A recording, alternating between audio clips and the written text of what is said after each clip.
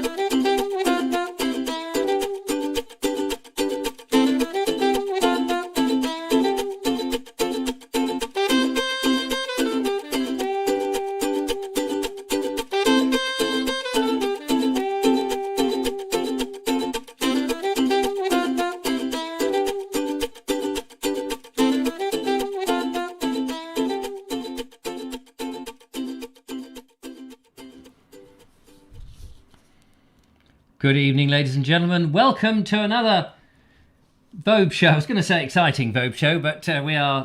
We can't guarantee how exciting it's going to be Yes. today. Thank you for all the lovely messages about being in the hospital recovery ward and all of that. And visiting hour. And all that. Welcome aboard. It is another live Vobes show with the lovely Julia. And the equally or more lovely Baldy Richard. one here with the green spots and the very nasty looking tongue. I'd get that seen to if I was you, son. It's the 11th of October here, 2021. Very nice to have your company this evening. We may only do an hour. We don't want to push ourselves this evening. Although we both had the you-know-whats from both ends on the Saturday, independently. Sometimes you're a bit too free with your information. I like to hold nothing back. People need to actually, feel they're part of the show. Get they really don't. The Vobe experience. Not in this way. You're really not. Yes, so Sunday came and I woke up, crawled out of bed, and I thought, do you know what? I'm still alive. That is amazing. Julia, then I got in touch with Julia. She said that she was alive. But we you'd had your children, of course. Mm-hmm. We were both. Well, Joe had been going with it. Well, that was his second night, I think. Wait, no, his third night. Although he was okay by that point, which thankfully he wasn't going at the same time as myself and Elijah, because that would have been awful, because we've only got a bucket and a toilet. We haven't got any more buckets. No, and I don't have... we did think we should start with our heads in buckets at the beginning of this. And if I'd thought about it, I would have phoned up the prop department, Eric, and we would arrange for some nice, classy buckets. But the only bucket I have is quite disgusting looking, and it's used for my mopping. And there's no way I'm putting my head back in there, not the way I feel at the moment. So, but poor Jackie and Miles are about to have their dinner. Oh, so well, enough said about that, and I'm sure they're not the only ones. I apologise. If you've been affected by anything you see in this programme, please ring the Samaritans. Yes, call the number. Oh, talking about the number on the screen, I need to actually put the number on the screen. What have we got today? It would help. There we go. So, in today's show, we are going to sort of hack our way through... not cough. We're going to make the best of the effort. We thought we would do a show because it's not fair that you have to suffer. If we're suffering, you can suffer with us. We do have 2 videos today, which is fantastic. Bernie has, of course, is most reliable, sent in another of his terrific videos. He's still on the breed area, so we'll find out more about that. Also, Roy and Jennifer in jolly old Spain, in the south of Spain, have sent in a video in celebration of Roy's birthday. Oh, lovely. What I don't know is how old Roy is and when his birthday was. But I guess his birthday was very recent and he's probably in middle age. Let's say that. I don't know. He might turn out to be a sprightly teenager. He's going to be highly offended with you now. Yes, probably. I do upset people. We also have some marvellous photos to have a look at from Lisa Lambourne and John Fox. So we've got lots to look forward to in tonight's show, as well as all sorts of strange-looking fluids, which may be in this mug. I'm not drinking caffeine at the moment, so I'm trying green tea. I'm good with my lemon tea, which does have caffeine in it, I believe, but it's been helping. But if at any moment in the show one of us disappears, you may listen with your ears to see if you can hear the distant sound of a cistern flushing away. I'm sure we are past the worst of it. So yes, although I have still been running to the little boys' room. Yeah. I did manage to get some bleach today to bleach all the microphones, all the studio and everything. Let's moving on. Anyway, never mind our poor little errors. We did actually. I can't quite see her. Are you all right there, little baldy? He's got a peg on his nose. Oh, he's got a. Oh, is he? Has he got a peg on his nose? Oh, yes. There is a few bottom burps going on in the studio that you may not know about. We know about them. Anyway, what I was going to say is that we did manage to get out today. We did feel a bit better. I'm talking about that we, like with the royal we. We, my husband and I, he's now deceased, managed to get out. We managed to go out. We did think that it was a lovely day, so we thought we'd just go out and do a very gentle walk and have a cup of tea in the van, which we did, and we filmed a bit. But really and truly, we were only out for about an hour before we thought we'd better get back. We weren't too far from the van because the van is, as you all know... got its own carsy. It's got its own white telephone. Again, moving on. Moving on. Can you please stop returning us to this diatribe of conversation? It's just like dribble coming out one's mouth. Anyway... Colonel Cragratty says, Julia Hartley, still doing lines, I see, writing, I must still be lovely. I must try my best. I'm writing out the roll call. She's writing out the roll call. By the way, today, to save the lovely Julia having to hop, skip and jump across to the side of the studio, and also me to actually bother to plug the microphone in and light it all up. Yeah, too much bending over. There's too much of that, and I don't think the stomach could take it. Is the now van in quarantine? Yes, no one's allowed in the van, at least for another couple of days. That was from Bonnie. So, do you think it's time to do it, or do you want to wait a bit longer? Give a couple more minutes. We've still got people flowing in. We've got people flowing in. Oh, that's marvellous. I've been, as you may know, I've been consciously thinking about putting together a video which I try to go through the history of England. And I've been racking my brains about, I find it absolutely fascinating, and I want to be able to bring that over to the audience that it's absolutely fascinating, but at the same time, I don't want to make it silly, but I don't want to make it boring. I don't want to make it as a series of lectures. All right, so I'm just trying to work that out, how to do it in my head. But I think it's very important to know where our history is. I saw in the news today, I don't know whether you saw this, Prince Charles, soon to be King Charles, I'm sure. He apparently runs his Aston Martin, which is, I think, similar to the James Bond car, isn't it? His Aston Martin, I beg your pardon, on wine and cheese. Say that again. He doesn't run it on petrol or ethanol or any of that. Or it might be ethanol, it might be some sort of... It's wine and cheese that somehow is the product of which is fermented and it turns into a fuel. And he was being interviewed and he said I run my car on wine and cheese. Did anyone see that? Nope. Aston Martin DBS. What does DBS stand for? No. Does brakes stop? Or do brakes stop, I suppose would be better English, would it not? Colonel Cragrati says, so glad we fixed the van toilet down as well. Yes, we're very pleased that it's fixed down. We went over a few policemen earlier, sleeping policemen, I hasten to add, as we came dashing back to empty the carsy. Has it been tested for stability recently? It has. It went to Suffolk and back, so that was all right. Jonathan Fox says, I'm impressed that you've both managed to make an appearance this evening. 3 cheers. Thank you. Bless you. Yeah, we did. I couldn't not let you down. That's why I managed to do a Sunday chat, and I can tell you, I went to bed immediately after that went up, and I was not feeling too good. But one that has to do these things. It's what you do. Jonathan Fox also says, I also run on wine and cheese. Do you? Well, there you are, you see. Are you back to running yet, or is that still just... it's slowly. Station Master's Choice says the DBS means David Brown Design 5. Oh, DB5. Oh, DB5 I don't know. I've heard of DB7. Aston Martin DB7. Well, there you go. I don't know nothing. Sean Butler says, did you get any kaolin and morphine for the you-know-whats? No, I don't know that you... Can you buy morphine? Isn't that like a Mickey Finn, isn't it? Isn't that like a Mickey Finn? We watched The Naked Truth. I was going to say, what was that from again? The Naked Truth. It's a hilarious film with Peggy Mount and Terry Thomas and Peter Sellers. Absolutely hilarious film. I want to get a Mickey Finn. If you've not seen The Naked Truth, you've got then to you watch need it. to. It's hilarious. I mean, it's 1957, but it's the Brit. Talk about my quest for England. It is Englishness at its most, at its height. It really is. I say, absolute shower. Yes, it's the tractor maker David Brown. Never heard of David Brown. Is he a brother of Darren Brown?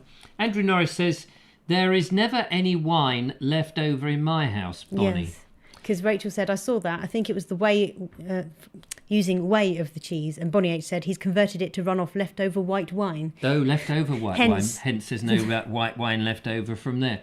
The other thing I wanted to say is, and I don't want to give out any spoilers, but I know a few of you have watched James Bond, The No Time to Die. Now, I have seen it. I can't tell you how I saw it because I didn't see it in the cinema. But never mind all that. I did see it. And there's a big spoiler that everybody pretty much knows now, I think, because you see it everywhere online about the ending and what happens. But I won't say that because there may be some people who don't know. But I'd be interested to know what people thought of particularly that one, because I'd been watching all the ones... I like James Bond. I've always been a fan of James Bond. But when Daniel Craig took over in Casino Royale, I went to see it at the cinema with Billy. And he didn't like it, and I didn't like it. But actually, when I re-watched it about a month ago, I actually enjoyed it. I did a complete 180, thoroughly enjoyed it. However, I enjoyed them until the second to last one. Was that Skyfall? The second to the penultimate one. Skyfall was getting a bit. I don't think I've seen any of these. Oh, have you not? I do, however, love the theme song for Skyfall, but that was Adele. I do love Adele. Ding Dong Dell. Yeah, so, but what I started to realise was this had become a soap opera. Whereas all the others, you might have had Blofeld and you had Spectre, but they were self-contained stories. This one was like a story that happened over these 4 or 5 films, which ruined it for me.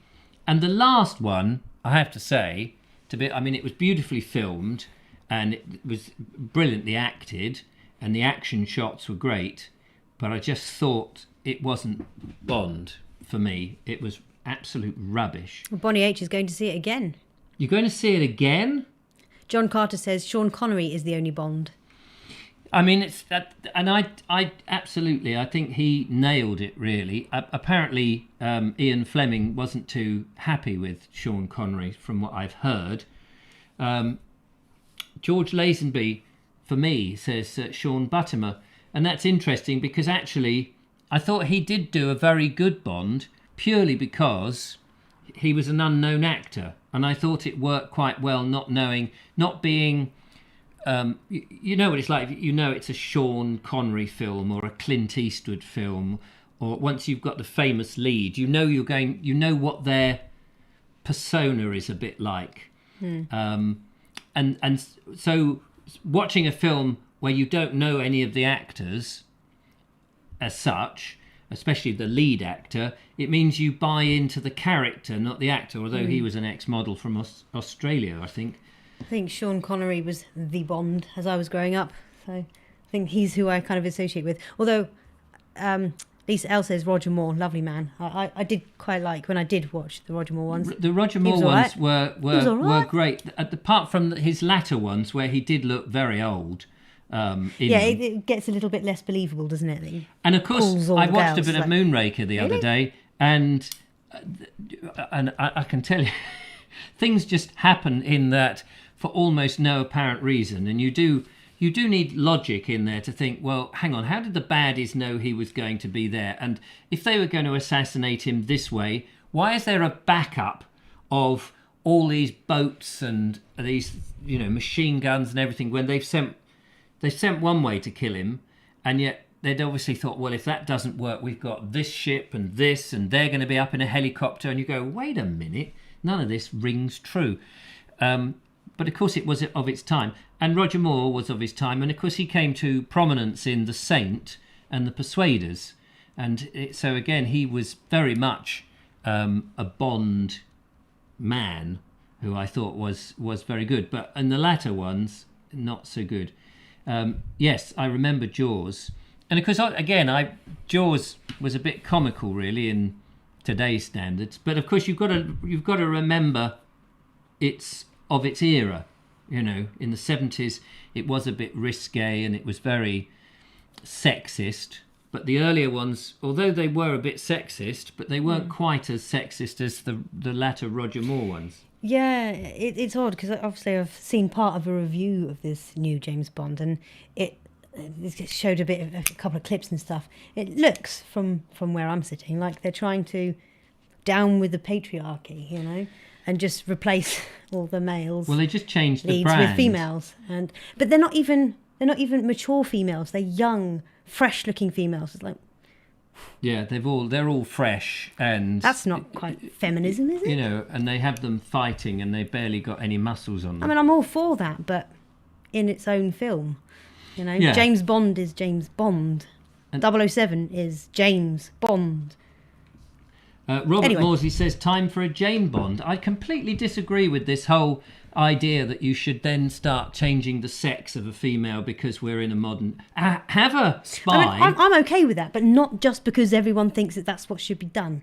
Well, I just think why? Why not just have box a spy... ticking, Simon says. Why not have a spy who is a woman, who could be not Jane Bond, because that would be, or... Yeah, that's just a parody then, isn't it? It's just a parody, but she could be called... Jane Fizz, whatever. Felicity Fizz, private investigator. No, but that's too silly. No, but you could call her whatever you want to call her. You could call her. I'm just looking to see who we've got there. Who's the first female I see? Bonnie H. There we are. Call her Bonnie H. And Bonnie H is and it could be a feature film. Actually, Bonnie's full name would be a great, spy character name. Nice one, Bonnie. So you could have Bonnie H as the spy, and she could be working for MI5 or whomever, but not have the double O's. Don't do the James Bond franchise, but just have her as an independent thing. In the way. Who was that? What was those sequence of films? I don't know. I'm not in your head right now. No, I know. I'm just trying to get the right name now. out. There was a sequence of... Oh, shall I keep firing names at you to see if that helps you remember the name? You'll try to remember her. Yeah, it was... Frederick. Famous American actor. Can't think of any more. Did a lot of spy stuff. He starts off in the first one where they're all chasing him, and then suddenly he's chasing Jason D. No, wait a minute. Damon. Oh, but no. What's the name? You know who I'm talking yes, about. I know who you're talking about. Damien. You're thinking of the Bourne Identity. Bourne Identity. Jason Bourne. Jason Bourne. I knew I'd get there in the end. You see, Matt Damon. There we go. Yeah. So, yeah, she could work for MFI. Yeah, that's right. There she is. She infiltrates the world of... What's the name of that company that was going to build near you that's pulled out? IKEA. IKEA. So she works for MFI and infiltrates the world of IKEA to find out what is the best flat pack. Sorry, Bonnie H. said, "Oh, crikey, I've been rumbled." Yes. Yeah, we got your number, Bonnie. So, I mean, look at Jason Bourne, or whatever it was called. The Bourne Identity thing. That was its own thing, worked really well, and it had its own system, and it was very actiony. Whereas this Bond version have kind of gone into Jason Bourne territory and lost so much of the old Ian Fleming Bond that it's almost unrecognisable. So where do you go from here? Michael White, that's made me laugh. You couldn't change Moneypenny. It would hit the wrong note. Oh, yes, anyway. That's true. Yes, Moneypenny was got younger and younger, I noticed. What film was it we watched recently that had a pound note in it? And I went, what? Oh, a pound note. Was that The Naked Truth? Oh, yeah, I think it was actually. Carry On. Do you know film? what? Oh, dear. Pound notes. Do you remember pound notes? No, I don't. But I do have a memory of pound notes, and that is when my granddad and I went to the shop when I was staying with them one summer. Must have been about, it doesn't matter, in my teens, mid-teens, I think. And we got all the way to the shop, and he was like, "I just need a newspaper. You know, he chose his newspaper, spent about 5 minutes doing so. And then he was like, because he opened up his wallet and took out this £5 note. He was like, "Oh, I can't afford it." I was like, "Why not? It's less than £1." You didn't want to change the note? No. Why not? It's only £1.20. And he's like, "Oh, I can't." No. He thought he had a £1 note in his hand.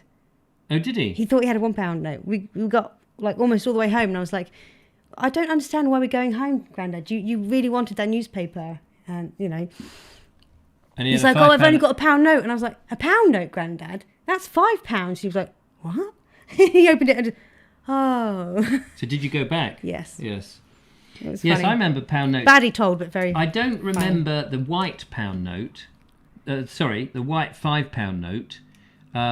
It must have been in circulation, but I don't remember it. Then we went to decimal, didn't we? And I remember all the £1, the original big £1 notes, and then we've changed them since, and we had the smaller £1 notes, which did look like Monopoly money because it was about the same size, and then they turned them into coins, which is, I don't know, it's easier to carry the notes than the coins, and then they went to £2 coins, which suddenly you've got this chunk of change. It's so heavy.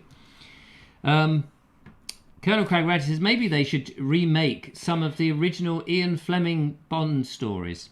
I don't know, really. I mean, I don't know. I don't like when they remake things. If they were good, Sean Connery it was novels of the 50s and 60s. They made the original films in the 50s and 60s with the technology and the infrastructure of the world in the 50s. And, the Boeing BOAC bags that you would see them come off an aeroplane. I mean, BOAC British Overseas Air Corporation or something. I mean, they went bust years ago. I mean, it's like they got onto a Freddie Laker thing. I remember. Do you remember Freddie Laker? You won't remember this. Nope. Freddie Laker ran Airways.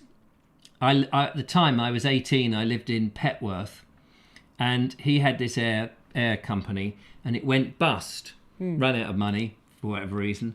Went bust, and because he was quite big, he was like the what's the orange aeroplanes that you get now? EasyJet. Yeah, like he was like the EasyJet of the 70s.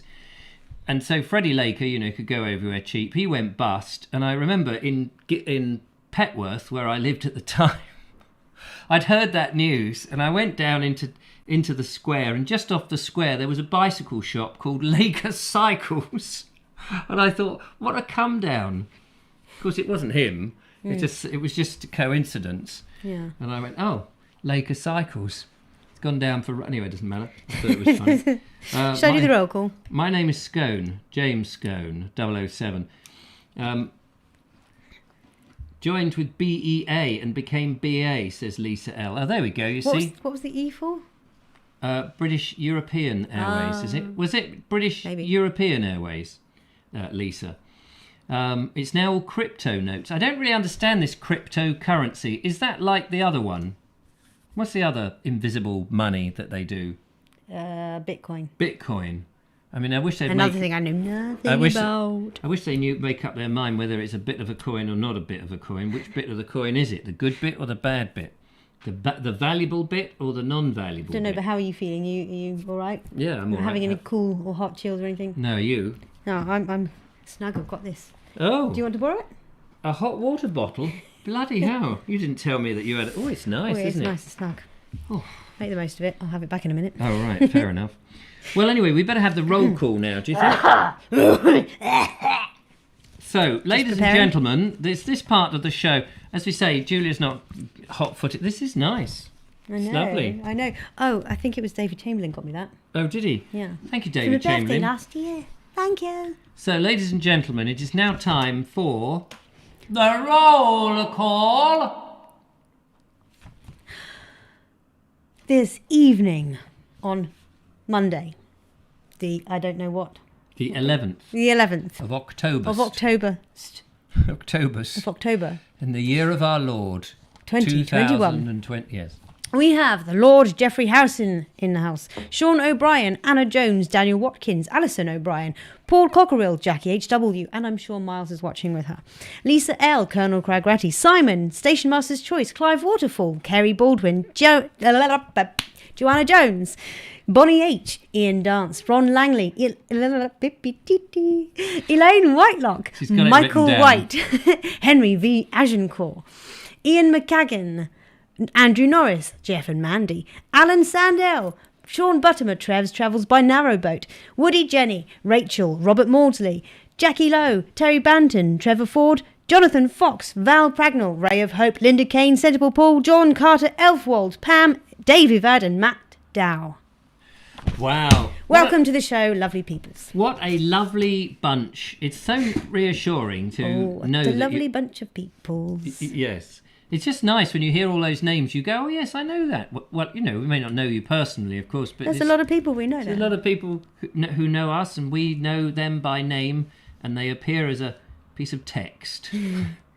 So that's, it's all good. This is nice. Do you want it back? Oh, Audrey Forbes Hamilton. Audrey Forbes? Have we left Audrey Forbes? That's the first time I've seen her name pop up. Here, miss. Yes, there you go. Don't really need to write your name down now, but I'm going to. She's going to write. Just because. Julia compares this with each show. She sits there religiously going, on Monday's show, Audrey Forbes appeared 3 times. On Thursday's, we didn't do a show on Thursday. On Wednesday's show, Audrey Forbes appeared 4 times. Here we go. Oh, thank you. It's too nice on my stomach.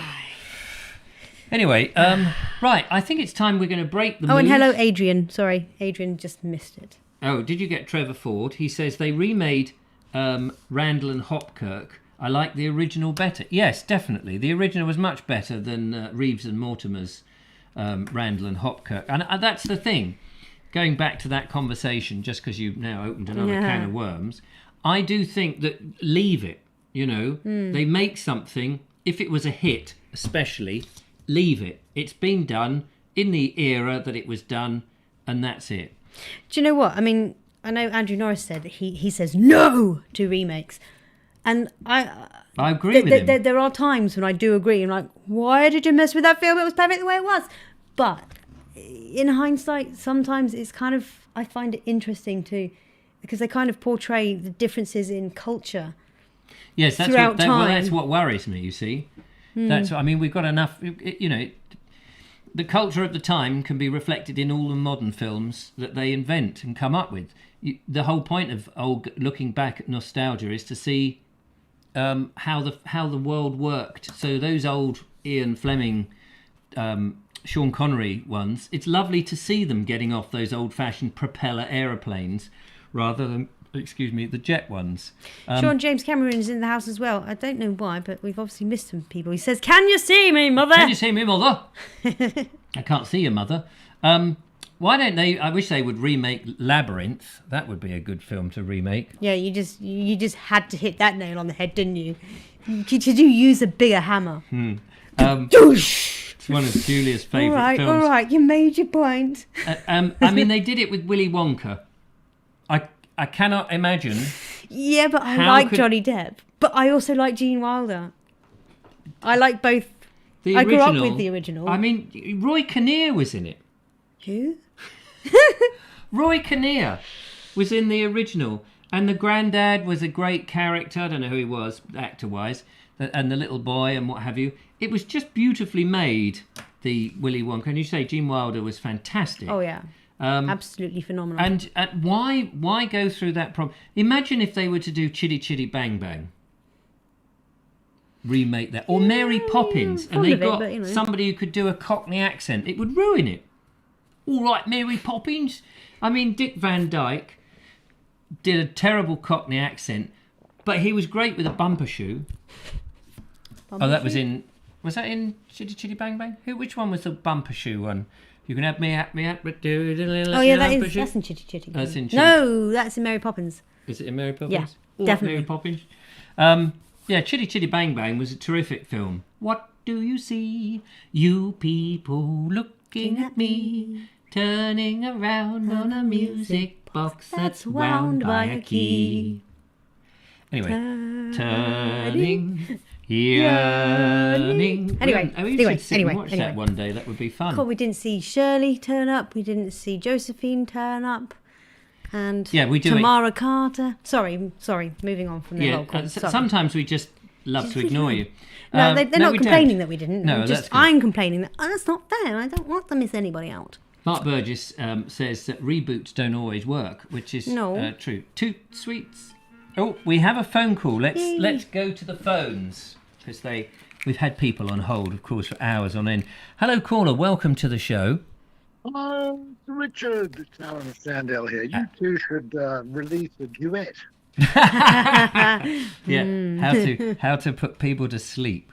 No, wonderful. Hey, I just was anyway going to give you a quick call to say thank you for your bit of help the other day with my re-entering the Facebook group again.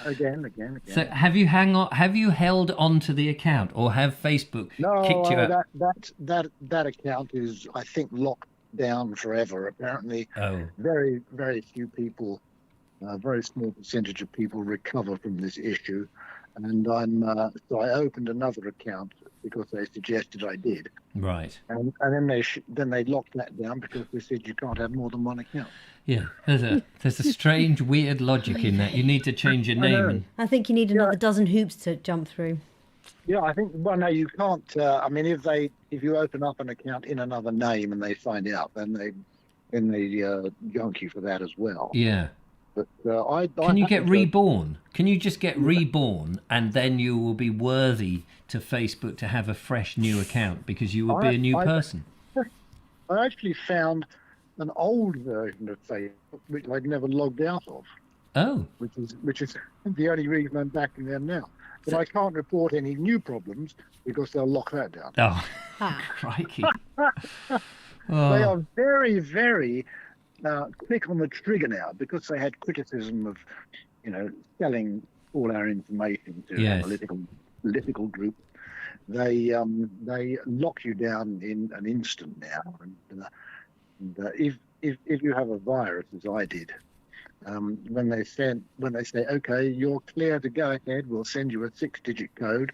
It goes to somebody else. Yes. Well, Who Michael, your account. I noticed that Michael White says they're going to change their name to Two-Face Book. Can I just do some bubbles for Emily? Emily Champion is in the house. Oh, hello, Emily Champion. She's in the house. She's in the house.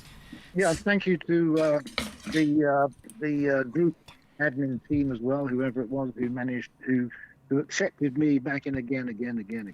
Well, that'd be down to Julia and Judith and Matt. It was probably Matt. Actually. Probably Matt. Matthew. Actually. Probably Matt. Yes. Yeah, yes, he's usually quick on the mark. I did try and send him a thank you message, but apparently I can't message people who aren't my friends, which is something else you'll learn. Yeah. Lost all your friends. I remember when I joined Facebook, which was not too long ago in the history of Facebook, and my first friend was already there, Mark Zuckerberg. I think everybody got him initially as a friend, but he never replied. And he's no longer, I've noticed he's no longer in my friends list anymore. He probably surreptitiously took a back seat. Do you know what? I do believe I tried to unfriend him and I don't think I could. Can't remember now. It's a long time ago. Emily Champion says she's been chucked out of another Facebook group this week. Oh, what have you been up to, girl? Oh, what did you do? Come on, spill the beans. Yeah, that's another what did you do, Emily? A success story. How many Facebook groups can you be thrown out in a week? Well, did I tell you I got smacked on the ribs for naming the vegetable sweet potato? You got slapped on the wrists for what? Naming the sweet potato vegetable what? Yeah, yes. I was on Facebook chatting about a particular recipe. Yeah. For a stew, and someone said to me, "What? You've got no potato in there?" And I said, "Yes, sweet potato." And immediately, slap. Oh, because they thought you said sweet FA. No, because apparently, and I looked it up, sweet potato is now an insult. One can't keep up with all of this. No, actually you can't. That's the problem, isn't it? It's all this wokeness. Exactly. It's 1 minute, you don't know what's in, what's out. I mean, best to stick to your guns, and if they chuck you out, what's the point of rejoining? Well, I think Dave Avad has a great idea for the new name for Facebook. It should be Janus Book. Janus Book? Yeah. Janus Book, yes. I know my Latin. Yes, I don't. Was it the Greek? Was it the Greek god or the Roman god with two faces? Oh, is it? He had a face in both directions. Yeah, face in both directions. Yes. Yes. Anyway, you didn't ring up about Facebook, though, did you? No, well, I just wanted to thank you and have a waffle and I don't know. And a chin chat. Ponder about the difficulties of our country now. The fuel crisis seems to be over. Which yes, I did manage to get some. You mean the common sense crisis? You mean the common sense shortage? The lack of common sense. Do you know why that started? Go on. Well, because do you know we're changing over from E5 petrol? Oh, to E10. To E10. So all the garages were looking to empty their tanks before they got a refill of the new stuff. Oh, I see. And so then they all needed a refill at the same time. Yes. Oh, I see. So they put out the scare. Isn't it?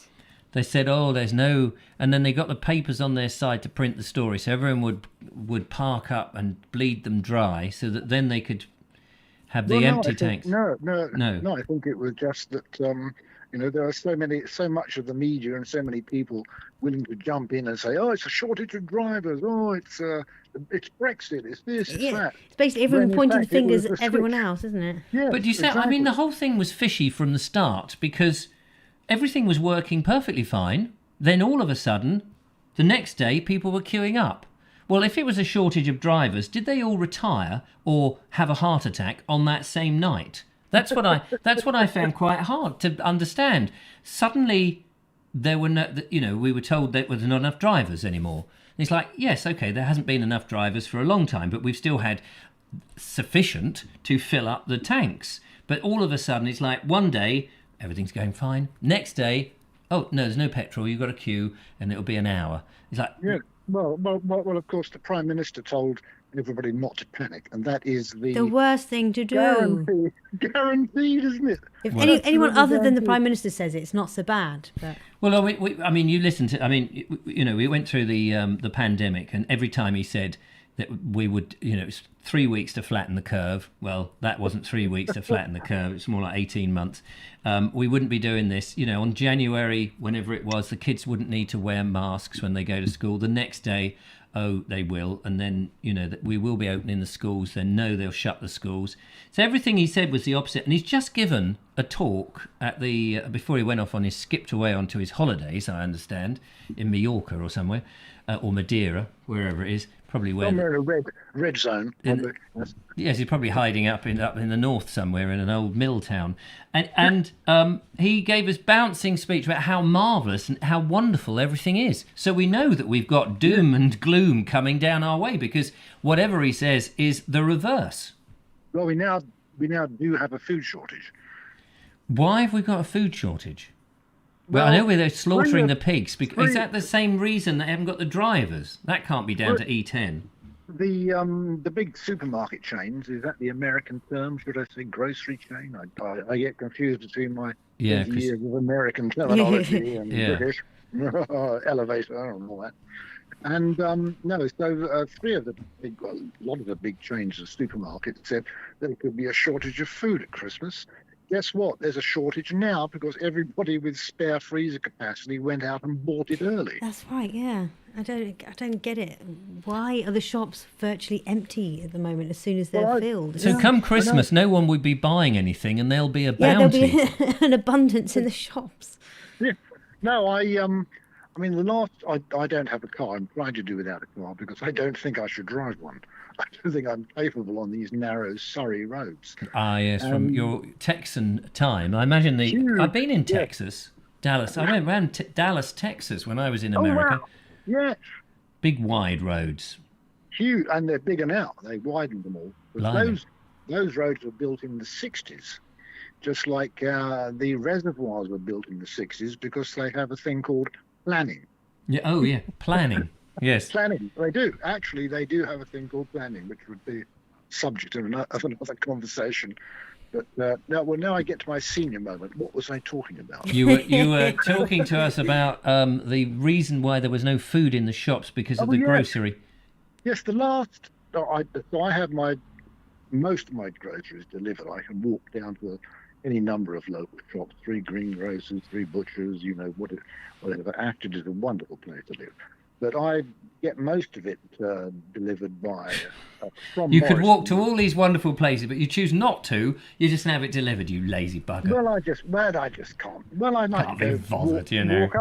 I like to walk other places to All right, fair enough. explore and make boring posts in. Well, when you're on Facebook, you post some lovely pictures of the places you do walk. But since keep getting thrown out, we don't know where you walk now. No, well, I mean seriously, that absolutely. It was interesting. Psychologically, that absolutely slaughtered my desire to get out and about places. Because basically, I should have been a teacher. I like to impart information, but I was getting because now I remember. I get my bulk stuff delivered from Morrison's, and the last 2 occasions I've ordered, and I'll use the old imperial measures. The last time I ordered 8 ounces of frozen vegetable, they automatically deliver the closest alternative if they're out of stock, which was a £3 bag. Oh, see. So you order eight pounds of something, and they'll order half. So I mean, I can't get any more frozen flipping vegetables in my tiny little freezer, which is in something like an airing cupboard. Yeah. Since I didn't pay much for the property. It's as warm as an airing cupboard. That's another reason why we're running short of vegetables. If these people send you £3 instead of half a pound. Yeah. So this is bonkers. So, but why? What is this shortage? What is causing the shortage of food? Well, automatically they say drivers. But, it's back to the drivers. It can't be the exact same issue because I mean, like I said, the tanker, drivers require a whole nother set of. So you can't just be an HGV driver. You have to be an HVG driver. heavy goods, HGV, and then some. You've got to have more to drive qualifications. petrol. Yes. To drive a petrol tank, a fuel tanker. Fuel tanker. So, and so this all comes back down to this E10, does it? So it's basically. Apparently, it's been on sale for ages, though. That's what people are do you think but people are reluctant to use it or something? Do you think it's got like? But the shelf life of the rest of the fuel is coming, so they need to get rid of it or something. Do you think then this has got something to do with the fact that most of the people in the Conservative government went to a certain public school that actually doesn't sound too different from the name of the petrol?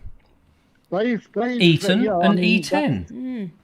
There's at least two more interesting subjects within there. One is that we did at one time in this country have a couple of prime ministers who didn't go to that posh public school. Oh yeah, can you name them? Oh, yeah, Margaret Thatcher was one. Oh yes, that's right, Margaret. Yes. And Harold Wilson was another. I think he was probably the first, almost the first public school boy who didn't go to a public school. And yet he was the one who axed grammar schools. Yeah. Now we're back to Eton. And now we're back to E10. Yes, E10 apparently contains, according to Trev's Travels by Narrowboat, ethanol. And ethanol is a hygroscopic, so it absorbs water, in which makes it go off. So it's no good on a canal boat because it'll absorb a hell of a lot of water. Yeah, nice hat. Thanks. It'll give a problem with lots of older vintage cars. But I think there's something else to this E10. The same as converting the biggest power station in Europe, our Drax power station, from coal to wood. To wood? To wood. Wood pellets. Apparently, this is the reason in Europe, and we used to be in Europe, didn't we? Yeah. Well, we're still in Europe, but we're not in the European Union. Just to be pedantic. But in Europe, they decided that if you burned wood instead of coal, you didn't have to report the emissions. Oh. Because the argument was you can regrow trees. Therefore, wood is replaceable. Well, coal is obviously replaceable. It just takes several million years to do it. That's the only downside. Yeah, but it also takes a little bit longer than a year to regrow a tree. Yes, that's true. Especially a tree of any note that you want to burn. That's right. Yeah. So science has moved on and says that's a load of rubbish because it takes decades to regrow a tree which you burned in a second. Yes. So it'll actually lead to an increase in carbon dioxide in the atmosphere. Well, that's okay. No, carbon dioxide in the atmosphere. I know these people who go on about carbon dioxide. I mean, it's all rubbish. It's the fact that we need the carbon dioxide. But let's not go down that front. My stomach is turning knots already. We won't go down that. We won't go down that route. But because you get your power and most of it from your Etsy for your. Yes, I burn logs, and I'm very happy to burn logs because I get them locally. Mostly it's ash dieback. They're going to have to be chopped down because they're dangerous, and it's a disease, and there's a lot of it. And secondly, as I mentioned this before, and I'll carry on mentioning it. I give my money into the local community, well, basically to John, my woodman, who fells the trees, chops the trees, seasons the trees, and delivers the trees, and I just burn them. And it seems very sensible because I get my energy and all of that from there. And you aren't contributing extra carbon dioxide to the atmosphere. No. So you are zero carbon, my friend. Carbon you are neutral. Zero carbon. You are carbon neutral. Exactly. Listen, Alan, we better go. Yeah, very good. But thank you so much for that. Yeah, cheers, mate. Take care. And you, bye. Bye. Later, bye. So there we are. Look, I'm carbon neutral. Carbon neutral. How about that? Oh. Anyway, so all fuel absorbs water. E10, E5, E2, E45. Oh, wait a minute. E45 isn't a... Oh, well. Hang on a minute. Emily Champion says some kid at school passed out trying to breathe on the carbon dioxide monitor in the classroom. What? We want to know more about that. Hello, caller. Welcome to the show. Sean in London. Hello, Sean in London. Very lovely to hear from you. Talking about Willy Wonka. Oh, yes. Earlier. Yeah. Apparently they're currently filming a prequel at the moment this week. No. Of Willy Wonka's Chocolate Factory? Or Willy Wonka. I mean, I know they did the glass elevator, wasn't it? Willy Wonka and the glass elevator. Apparently, it's going to be the story of what he got up to before he opened his. Oh, they're just going to ruin it. Is that how he found the Oompa Loompas and stuff? Lyme Regis. In Lyme Regis? Yeah, down on a place called the Cobb. In Dorset. Oh, on the Cobb, yeah, famous the Cobb. On the Cobb in Lyme Regis is where the Duke of Marlborough, the Duke of... Oh, come on, Vobes. What's his name? The Duke of... Was it Duke of Marlborough? The Duke of somebody or other. He came back. He was the illegitimate James somebody or other, the illegitimate son of... who was the King Charles II, the illegitimate son of King Charles II, who I think was actually the legitimate son of him. I have a theory that he was. Just bear with me on that, because I think they secretly got married, but then Monmouthshire, thank you, Rachel. The Duke of Monmouthshire came at the Cobb, and they started the rebellion in Somerset. And they fought. He said he wanted to declare his rightful thing. They marched and what have you, and they had a rout down on Western Zoyland. Unfortunately, he lost. He ran away in the middle of the night, and the rest of them got slaughtered. Judge Jeffreys came down, and he had, as you know, he had the stone in his kidneys, and he was sitting on the bench, and he hanged as many people as he could from the trees locally and in the squares and various places. A nasty bit of work. The Bloody Assize, as it was then later known. Anyway. Well, apparently, Rowan Oh, Atkinson no. is in it. Oh, in it, not as... Right No. now, I've gone off Rowan Atkinson. I mean, Really? the Mr. Beans were absolutely appalling. Really? Appalling. Oh. Appalling. The liked original it. Mr. Bean was serviceable and inventive and clever of its time, although not really that original. But it was okay. I mean, it was nothing on Eric Sykes' The Plank, and he was doing silent stuff. And of course, you know, the silent era, many years. Apparently, Eric Sykes used to live about 2 villages away from me. That could happen. That's a Maybe possibility. That I don't doubt. A video of his blue plaque. Oh. Did he leave it there or something? It's very absent-minded of it. Hattie? No. Where's my plaque hat? Hat. Michael White says, yes, 2 of my relatives were hung by Judge Jeffreys. Not very friendly, is he? No, Judge Jeffreys. He was, because he was a younger man than most people think. You think of, you know, when he was portrayed in the old film. Oh, yes, hang them all. I will get my revenge. Hang them! You'll be taken from this place on a sledge and taken to the place of execution. We will fight them on the beaches and the landing ground. You will never surrender. Sorry, I got mixed up there with 2 different people. But he was only in his, I think he was only in his late 30s and 40s when he was in the, and then he died young anyway because he had the kidney stone. Killed him off. I went to the shop this afternoon to got go a and book to buy a few bits and bobs, you know. And I know. wasn't an egg in the shop. Was there not? I've got a couple of eggs you can have. No, well, somebody in front of me, this is how panic can start. Somebody in front of me was on her phone, screaming down the phone, going, the eggs are gone, you better come and do the shopping, the food's going. And just opposite where the eggs should have been were the doors to the storeroom. Yeah. And they just hadn't put them out because they were busy. Yes. And the panic was sent around the place. Come and get your food quick because it's going. And allotment sites are now starting to talk about whether they need to beef up their security because they think people might be jumping over the fences.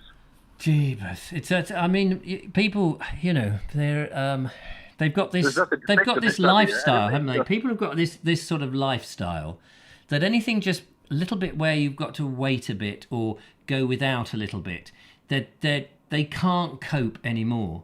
And we are so, not all of us, obviously my audience would survive, you know, an apocalypse. But it seems that everybody's life is on this this little sort of edge of, oh gosh, if we don't have that, if I don't get the milk, the cream of the milk in my coffee or my hot chocolate before I go to bed, life is not worth living. We seem to be in this sort of very delicate state that everybody's in, forgetting that we went through a world war and everyone was on rations and trying to grow their vegetables. And you know how that is. Well, that's like, the carrots come up miserably and you go, well, that's your dinner tonight, kids.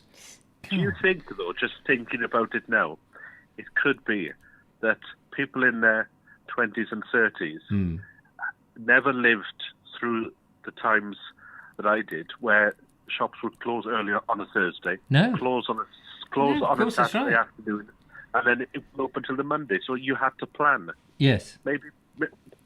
Maybe people don't know how to plan, because it's amazing how much food people get just because the shop is closed on Christmas Day. Oh, it's absolutely bonkers. On Christmas Day, you see them all piling up this food. You go, wait, they'll be open on Boxing Day. Oh, yeah, but they're closed on Christmas Day. And I wonder if it's because of that people are out of touch with that.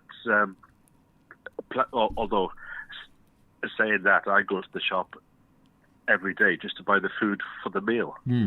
For that evening. I don't bother to do a big shop or anything. I mean, I my house backs onto a supermarket, so I just think of it as my larder. When I need something, I go. Yeah. Unfortunately, I have to pay to get it out the larder. That's a bit of a shame, but it all comes for me, and I just nip round there. But if I live further away from a supermarket, then obviously you would plan a bit more.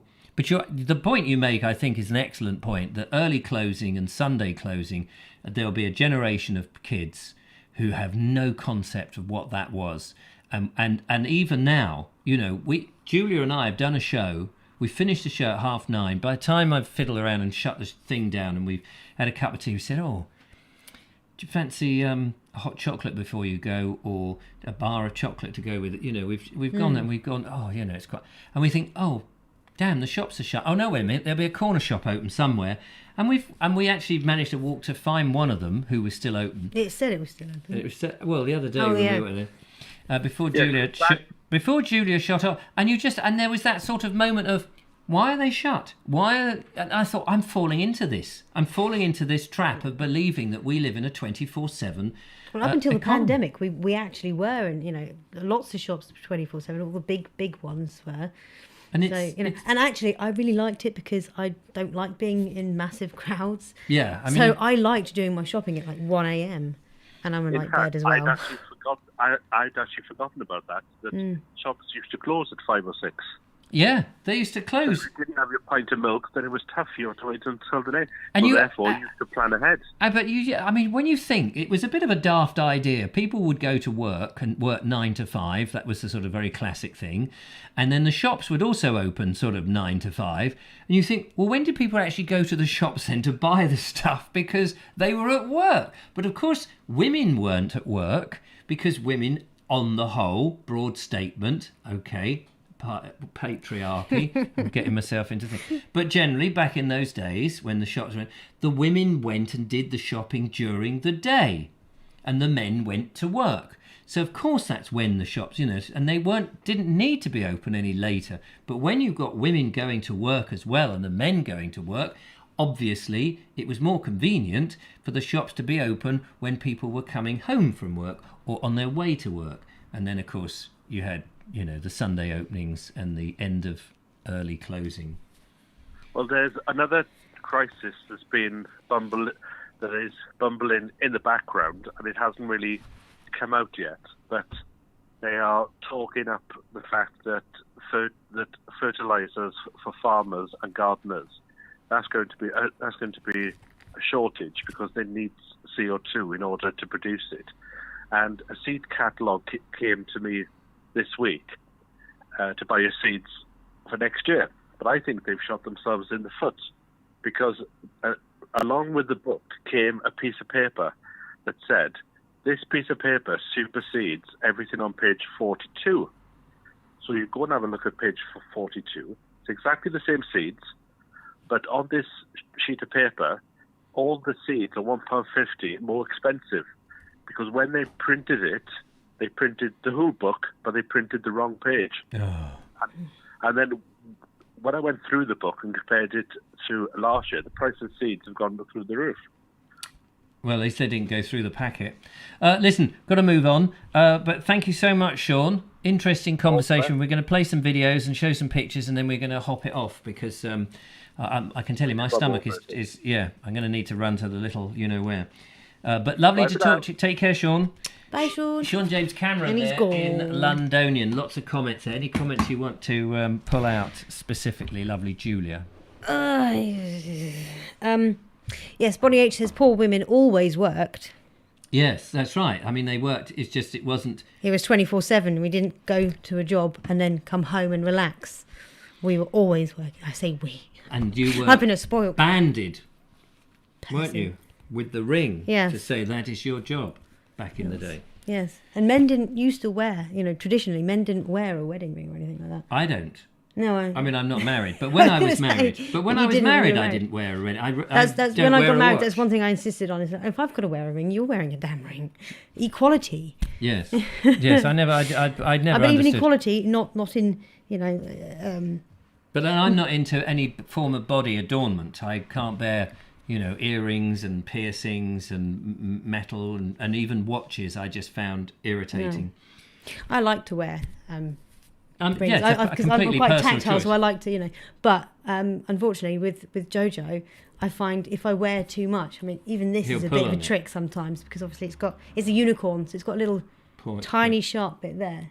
But I'm relatively careful with that. And he shoves it in his mouth and swallows it, no doubt. No, thankfully. David Ved says, just reminds us, of course, that the corn chandler is only open on Thursday afternoon. So if you do need to go and get your corn, make sure it's a Thursday afternoon from the Corn Exchange, which always used to make me laugh because I always had this image that people would turn up with some corn and say, I'll change it for that corn over there. What will you change the corn? I'll change that corn for bread. Yes, that's a good thing. Anyway, let's watch a video. Have a video. Yeah, and we'll rattle through these. Thank you very much. Brilliant conversation. It's amazing where the conversation comes from, isn't it? Usually our mouths, but and of course your fingers. So let's head off into the video box. And tonight we're going to start with Roy and Jennifer, who live in the south of Spain. This is I should just warn you, it came in sort of quite low res. I don't know why. So I've done my best with it. And it's got an electronic voicage on it, but don't let that put you off. It's very interesting, especially if you've never been to Spain or you're interested in the Spanish roads. That's all I will say. So this is, and it's, as I said before, it is in honour of, or on the way to, Roy's birthday in the south of Spain. We are traveling today, from home in our part of paradise, on a short journey to La Linea de la Concepción, which is near Gibraltar, to enjoy lunch overlooking the beach on Roy's birthday.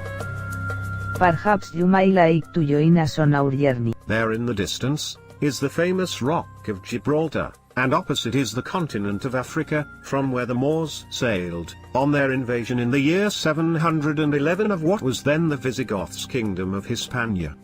The Moors remained in what we know as Spain for over 300 years.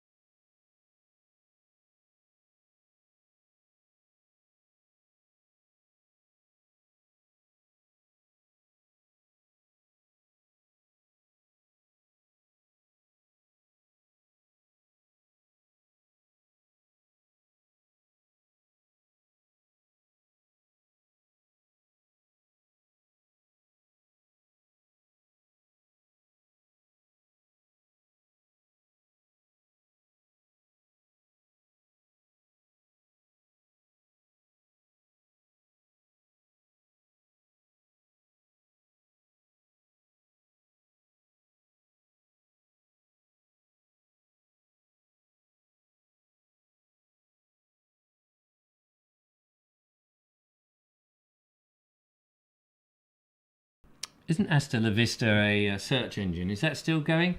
Brilliant stuff. Thank you very much, Roy and Jennifer. Fascinating to see a lovely bit of sunshine and the Spanish streets there, making me feel cold over here in jolly old Worthing. I like seeing them walking through the sand.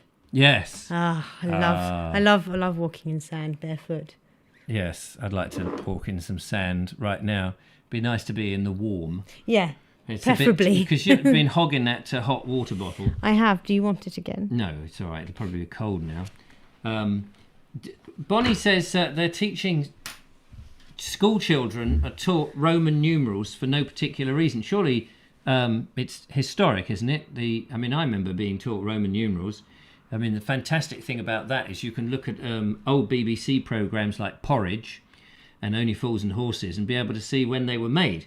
Because if you remember at the ends of TV programmes, they used to put BBC and then the date in Roman numerals.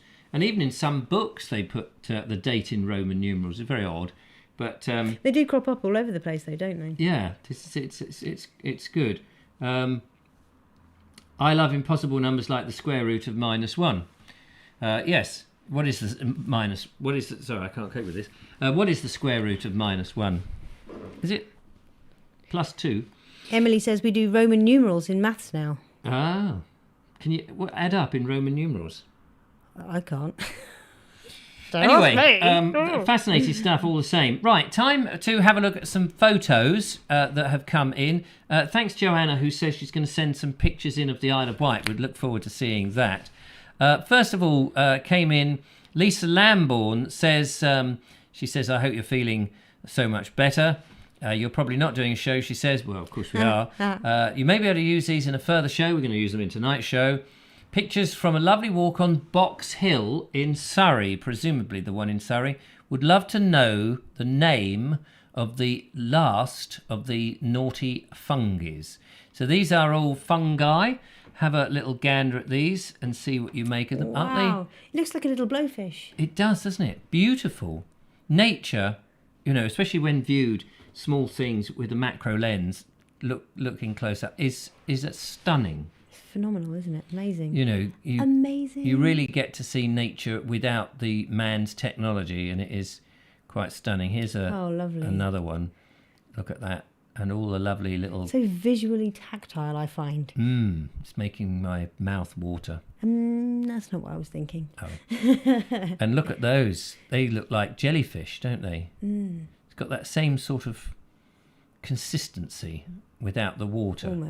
Almost, but not quite entirely. It's the way they kind of shape themselves. Oh, hang on, we got a phone call. Oh, just bear with me. Bear with us. We got a phone call as well as looking at the pictures. Hello, caller. Oh, hello. It's Terry Banton. Hello, Terry. Hello, Terry. How are you? We're just looking at the pictures. Just bear with us 1 second as we just go through the pictures of these wonderful fungi. That we're just there'll be a delay on your screen, so you won't see it. That previous picture of the tiny ones, they're so cute. What, those there? Yeah. Look at those, they're lovely. And then I was learning some of the names of these fungi, but it's all gone out of my head now. And I think this is the one. This is the last one. If anyone knows what that one's called, it's like a sticky willy of some description. If anyone knows the name of that, I think Lisa Lambourne would be very thrilled to know. If I remember rightly, the Danish name for that is pretty much what you said, but in Danish. Oh, I have no idea what that means. Hello, Terry. Sorry to keep you there. Hello, yeah. I'll just keep my call to a few minutes, but I just when you mentioned Terry Thomas from way back, yes. I suddenly thought I watched a YouTube clip of Charlie Drake. Oh yes, Charlie Drake. My boomerang won't come back. Yeah. Charlie Drake of Weybridge used to be quite often. Oh, really? Is that where he was from? I spoke to a number of those stars who made a bit of money, lived in Surrey, because it was very handy for London. It's also a bit of countryside and quite rich and quite, the place to be, don't you know? Yeah, I was actually spent about 15 years of my earlier life in Weybridge, and I actually met Charlie Drake. Oh, did you? Because he lived the other side of the River Wey. I lived on one side with my parents, obviously at the time, but he lived on the other side. And I was walking down this rather exclusive private road where he had a house, and what sort of age was he, and what sort of age were you? I was probably in my 20s at the time, I think. Right, okay. I'd gone back to visit my mother because I left when I was 21. But anyway, we were walking along. My mother had a third child very late, and we were walking along. She was pushing my younger brother. He's about 17 years younger than me. And Charlie Drake came up. He said, "Oh, well done, you two." And I was with my mother. And she had a... So it was all rather strange. Yes. Yeah. So is that all he said? Did you have much of a conversation then? Not really, no. Emily Champion's just said her mum's friend married Charlie Drake. And David Vad said we could all say that. Yeah, I think he did all his own stunts. He was pretty slapstick, wasn't he? Yeah. I mean, he was a shortish bloke, wasn't he? But yeah. Charlie Drake, casual labourer of Weybridge, says Chet. Charlie Drake of Weybridge. Yeah, Weybridge, I couldn't afford to live in Weybridge. It's all multi-million pound type things. Anyway, I just wanted to ask Julia where she got a hot water bottle from. It was a birthday present from a viewer, David Chamberlain. Actually, it's the same fellow who sorted out the house in Wiltshire for us. In Wiltshire, yeah, very nice bloke. So yes. Oh, it's very, very stylish. It's sort of burgundy red, isn't it? Yes. It is. Furry and warm. You don't burn yourself. Yeah. But you stay nice and snug. Yeah, I think Richard's face is sort of reflected in it at the moment. He looks a bit better today, I think, than he was. Well, it's funny you should say that. My stomach is actually... I was all right sort of yesterday afternoon, but this afternoon and then this evening, it's kind of got a bit knotted. I don't know quite why. But so I've been running to the little boys' room quite a few times. Not during the show, you'll notice. Yeah, if you've been on one of these expensive cruises, if you went down with it, they lock you in your cabin for the rest of the cruise. Yeah, see, that's one reason why I won't get on a boat. I won't go on a boat like that. I mean, I know people like that sort of thing, but I cannot think of anything worse than being trapped in a big box of metal. Yeah, unless it's black on wheels and I've got my own coffee facilities and I can drive it. Then the black box on wheels is all right. But a big ship, surrounded by water, you wouldn't get me on that. No. So they're very expensive, and it's all food, isn't it? I think 24 hours a day if you want it. Yes. I think the size of people when they come off. Yes. Yeah. The North Americans like their cruises. All these rich widows. Yeah. Well, I guess they're all trying to look for a rich. What's the opposite of widow? What? Widower. Widower. Widower. There we are. Thank you for that. Saved again. Well, that's brilliant. Thank you very much for that, Terry. Appreciate. All right, then. Nice talking to you. Yeah. Look after yourself and call again soon. Yeah. Okay. Bye. Bye. That's Terry Banton from Southwater reminding us of Charlie Drake there. My boomerang won't come back. I didn't know that he had a penchant for young ladies. Yes, young women. Didn't know that. I didn't really get on with him too much. No. So did Charlie Chaplin, apparently, though, didn't he? Yeah, you see, when you get fame and fortune... And Epstein, Jeffrey Epstein. Yeah. But there's a name for that. They're in quite the same league, are they? Well, no, because Epstein actually was basically sex trafficking them. Yes, I think Charlie Chaplin... Allegedly. He's been murdered, hasn't he? Or he topped himself. Who knows? But there's a name for it. It's not paedophilia. That's something different. And I think that's what some people were taking issue with when people were calling Prince Andrew a paedophile. He's not a paedophile. If anything, he's a phoebophile. A phoebophile? Ephilia.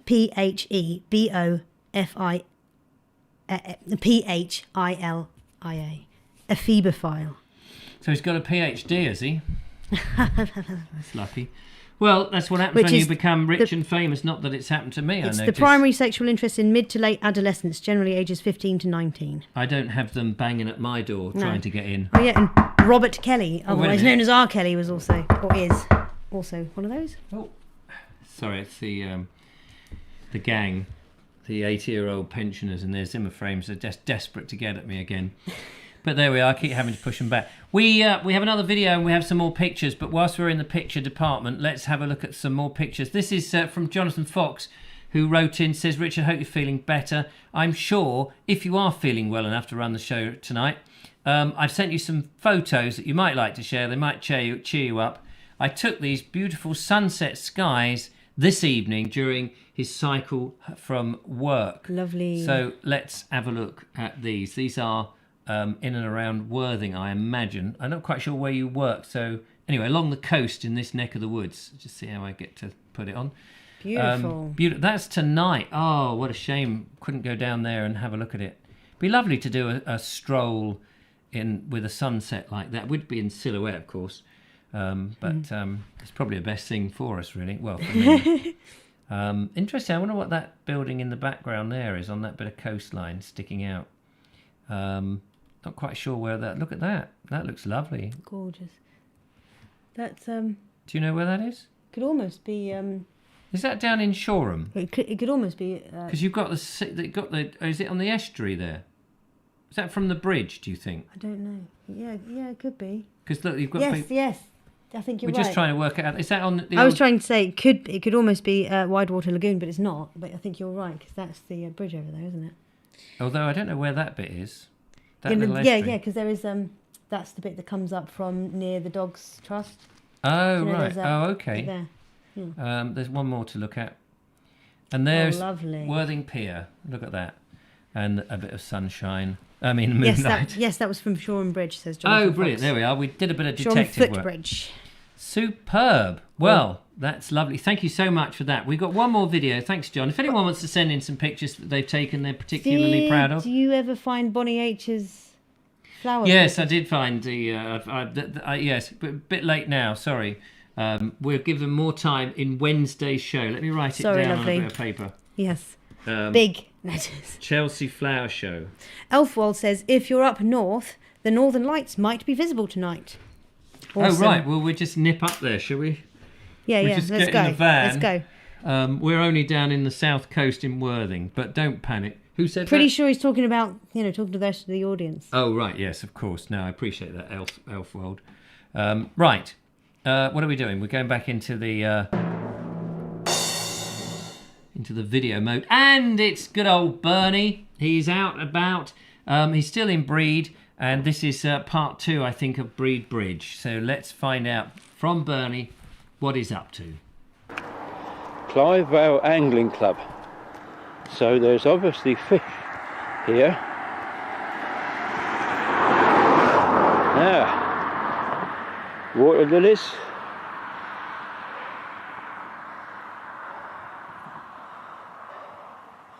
Is there a little flow? There is. It looks like a small flow, but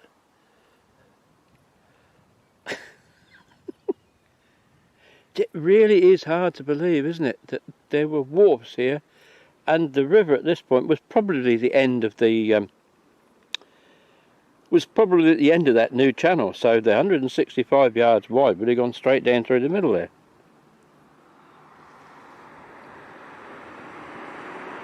Probably not got any further than this bridge, because the bridge was quite a narrow affair. And you see, going the other way, it's now very quickly got quite narrow.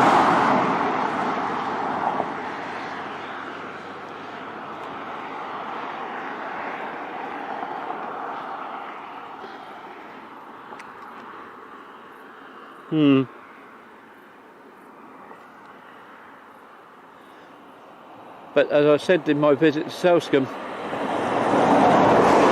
and probably even up to 1928, when that was the final piece of navigation, you might have got a small craft as far as Selscombe Bridge, because there was some commercial traffic up there. There was an ironworks here for some time during the Tudor period, so cannon and that were also sent from here. Groceries would go to and fro, and that's probably what the main traffic would be up to Selscombe. There is movement in that water.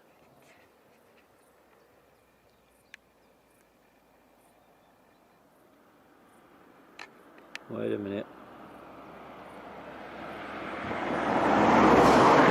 Where am I looking?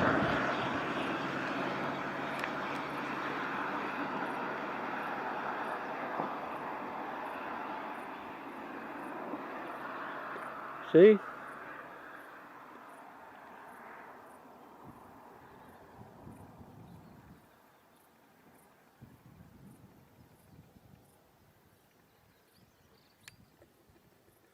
I wonder if those are... Huh. Pond skaters, water boatmen. Certainly a lot of life in that little bit, isn't there? Eh? And if I just pan round and look up the road, you'll see the entrance to what was the old coal yard up there. And looking across the fields to the other side, the pumping station, although we can't see it from here, it's down over there somewhere, so a good mile to a mile and a half away. But on this very gloomy morning, I think perhaps it's time that I said goodbye and went home for my breakfast. And I hope you've enjoyed this little look around a small section of Brede and the River Brede and its bridge. We'll see you next time. Fantastic. Very much enjoyed that, Bernie. And I'd only been to the giant steams, I mean the giants of Brede, the steam engines. I hadn't been around that whole area. So it was a great insight to see in all of that, to see the local area.